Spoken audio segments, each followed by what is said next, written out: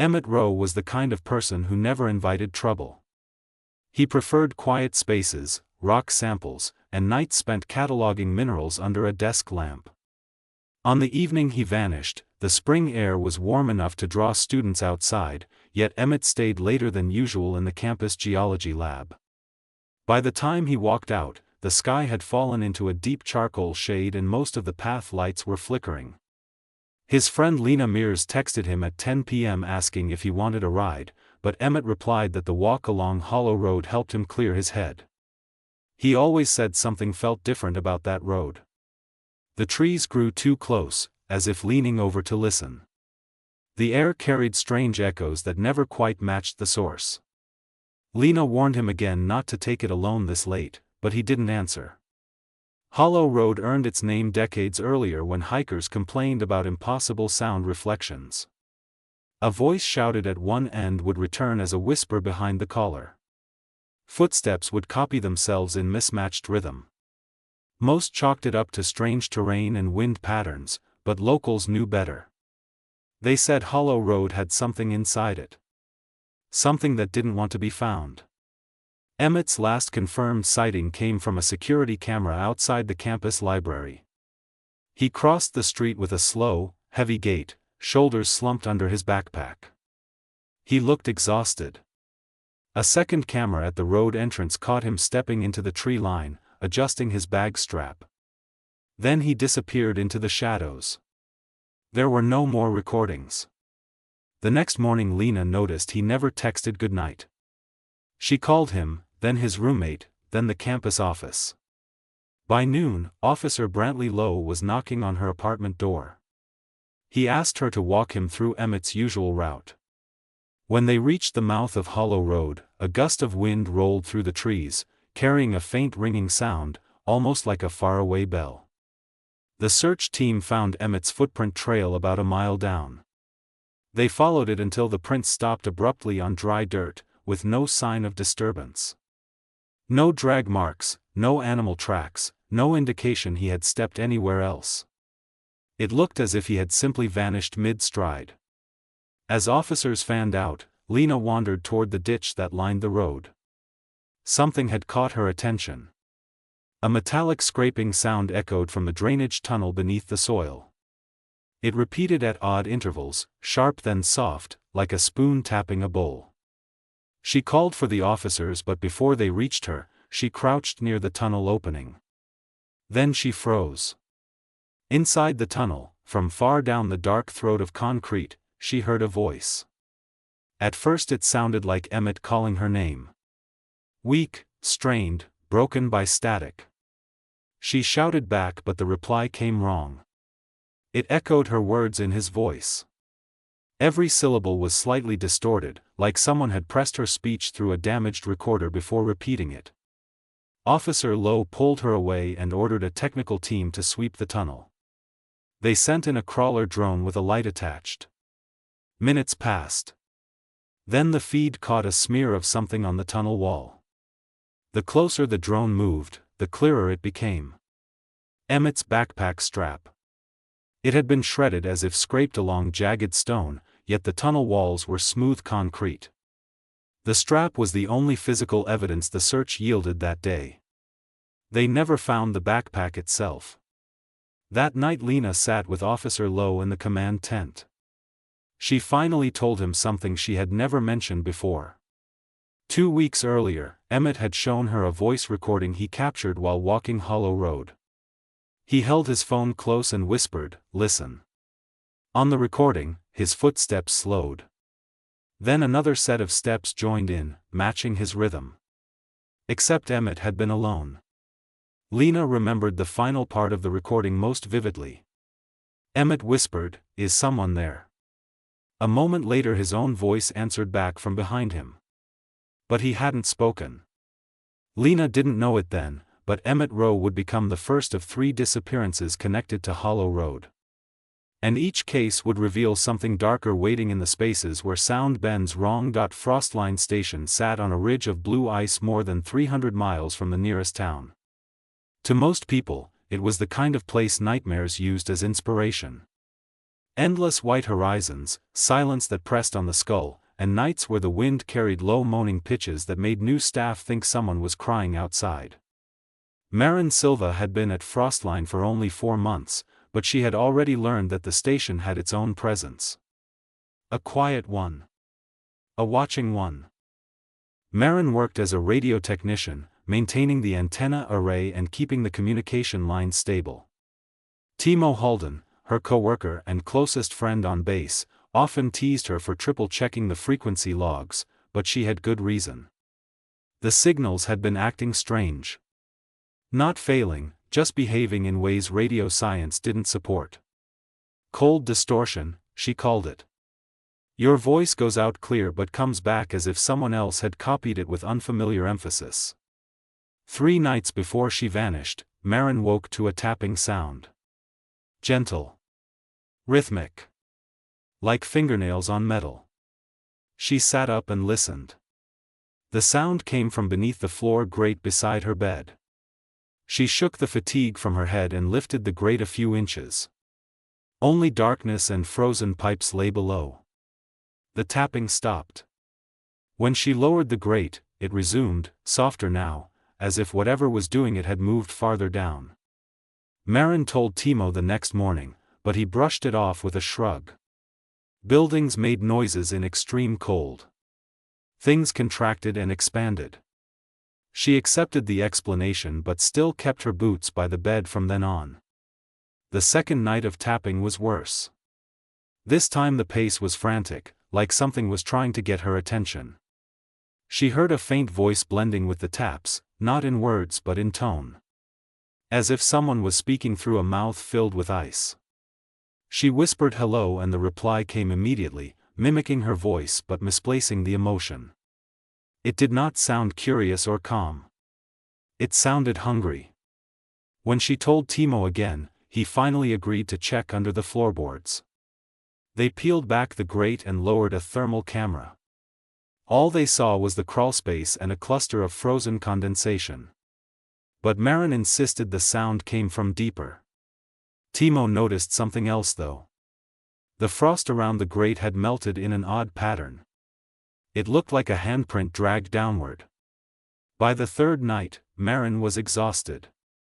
Frostline's hall lights flickered from the storm outside, throwing thin shadows across the dorm corridor. She decided to stay awake, hoping to pinpoint the source of the tapping once and for all. At 2 in the morning, the noise started again. But tonight it didn't come from under her bed. It came from outside her window. She froze. Frostline was built on an elevated platform. Her window hovered at least 8 feet above the snow. No one could stand there. But the tapping persisted, growing louder. Marin slowly lifted the curtain a few inches. Outside, in the swirl of snow, something crawled upward across the outer wall. Its limbs were jointed wrong, bending in sharp angles. Its head scraped the siding, leaving long streaks behind. Marin stumbled back and hit the floor, knocking over a lamp. Timo burst into her room seconds later. By then the tapping had stopped and the snow outside showed no marks. Marin insisted she saw something. Timo tried calming her down, telling her to sleep in the common room that night. She did, but sleep didn't come.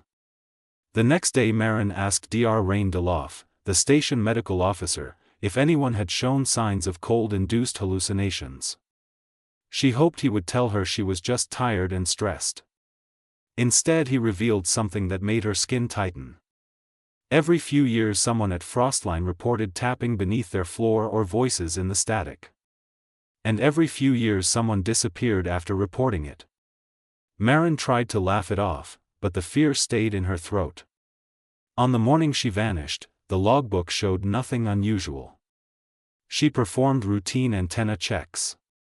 She ate breakfast with Timo and joked about ration pack eggs. She walked alone to the radio building during a mild snowfall. She never returned. Tracks in the snow told only part of the story. Her footprints led straight to the radio hut. Halfway there they became uneven, as if she kept looking behind her. Near the door was a long drag mark that curved toward the back of the structure. Then nothing. No more prints. No drop in the snow. Simply absence. Inside the radio hut, the equipment was still running. A single transmission was recorded at noon. Marin's voice came through, breathless and shaky. She whispered, "Timo, something is behind the wall." A scraping sound followed. Then another voice layered over hers. It used her cadence but not her tone. It said, "Timo, open the door." But Marin had spoken alone. No one was with her. Frostline workers played the recording again and again. The layered voice had one impossible detail. It wasn't just mimicking Marin. It was calling for Timo from two directions at once. The search lasted 10 days and covered miles of empty white. They found her radio glove half buried near a ridge. It was cut cleanly along the palm, as if removed by something that didn't understand how hands worked. Marin Silva never returned. Frostline Station still logs unexplained tapping. And every technician who hears it eventually feels compelled to answer. Corin Taylor drove the same rural mail route for 9 years without a single complaint. He liked the quiet. He liked the routine.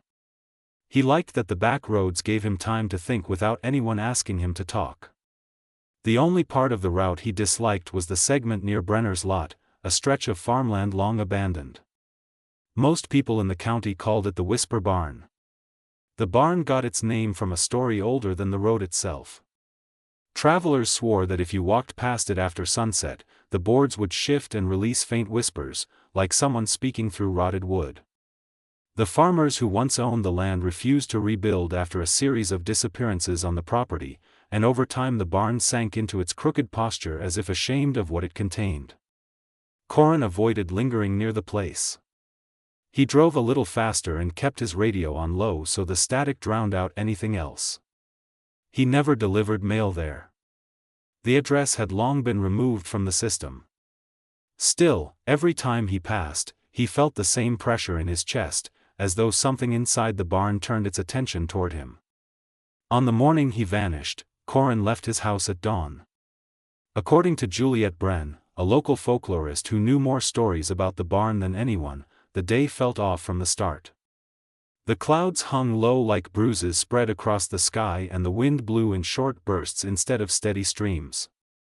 Corin stopped at the gas station, bought a small coffee, nodded to the clerk, and drove toward the first mailbox on his route. Nothing seemed unusual until he reached the dirt curve near the Whisper Barn. There, his van slowed. He didn't brake. He simply eased off the gas and rolled to a stop beside the leaning fence. Dashcam footage later showed him glancing toward the barn as if listening. The radio began picking up faint static.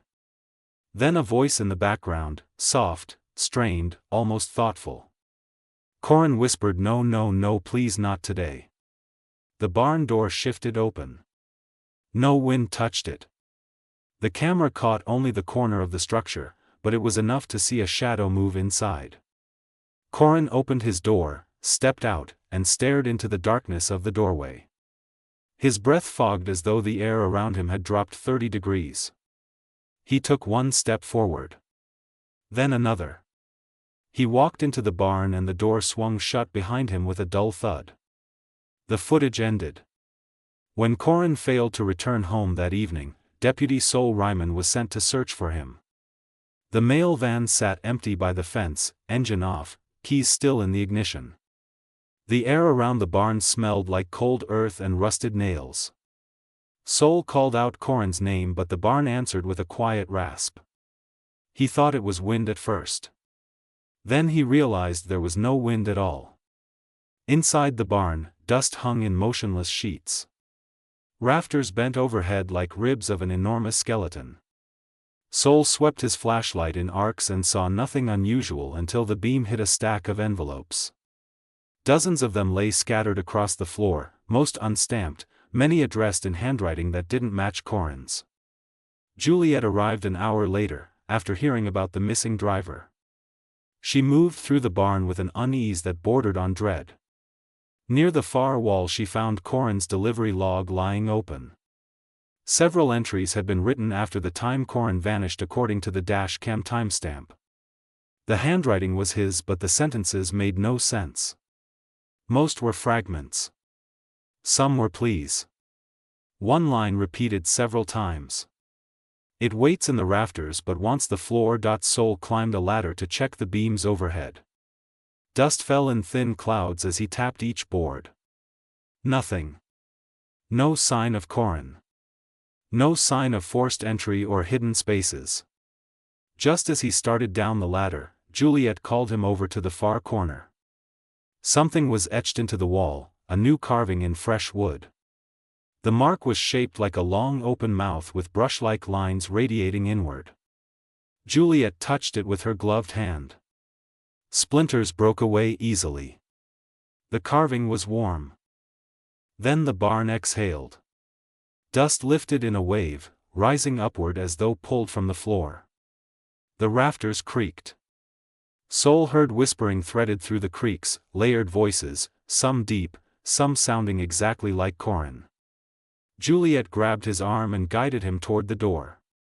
As they crossed the threshold, the whispering stopped instantly, like someone had slammed a mute button. The next morning, the county roped off the property. Investigators found no footprints inside the barn except Corin's first few steps. After that, the prints simply ended mid-pattern as if he had lifted off the ground or been taken upward by something that left no trace. What chilled Juliet most came 2 days later. A neighbor walking his dog reported hearing someone calling for help inside the barn. When officers checked, they found nothing. But one of them insisted he heard a voice close to his ear saying, "Soul, help me, I'm still here." He recognized the voice. It belonged to Corin. As of today, no one enters the Whisper Barn after twilight. And when locals pass by the leaning structure, they swear they hear new whispers. Sometimes they sound like strangers. Sometimes they sound like neighbors. And sometimes they sound like a male driver calling out from somewhere just above the rafters.